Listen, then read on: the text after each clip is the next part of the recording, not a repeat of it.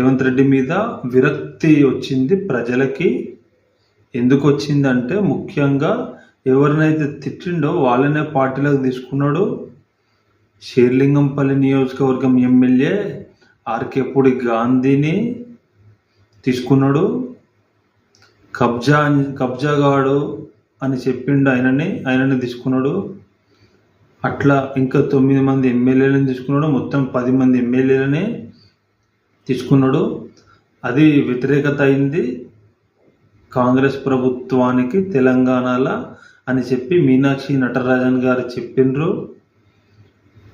తర్వాత ఏంది ఇంకా పరిస్థితి ఎందుకు ఇట్లా అయిందని అంటే హైడ్రా పెట్టి పేదలని హింసించిండు, పేదల రక్తం దాగిండు, పేదలను నిద్ర లేకుండా చేసిండు, పేదలని మధ్యతరగతి ప్రజలని బ్యాంకులో తీసుకొని ఇల్లు కట్టుకుంటే దౌర్జన్యంగా కూల్చేసిండు.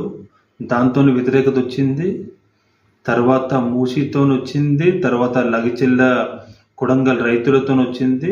ఇట్లా ఈ నాలుగు ముఖ్యమైనవి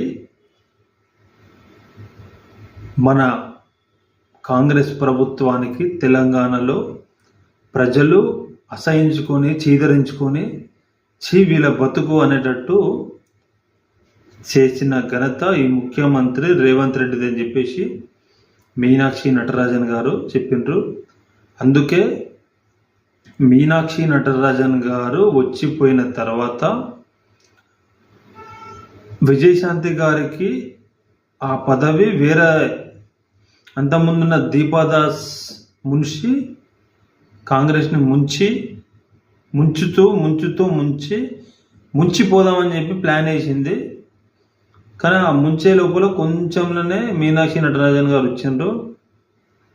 విజయశాంతి గారికి ఎమ్మెల్సీ పదవి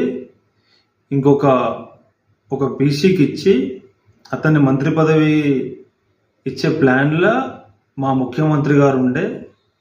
ఆ ప్లాన్ ఫెయిల్ అయిపోయింది.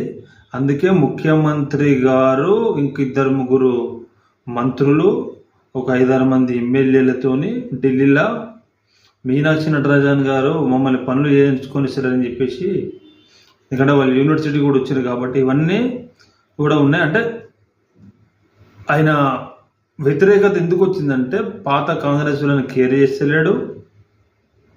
ఈ హైడ్రా మూసి ఈ 10 మంది ఎమ్మెల్యేలను తీసుకోవడం అనేది అది మన కాంగ్రెస్ పార్టీకి వ్యతిరేకత ఎక్కువ మూట కట్టుకున్న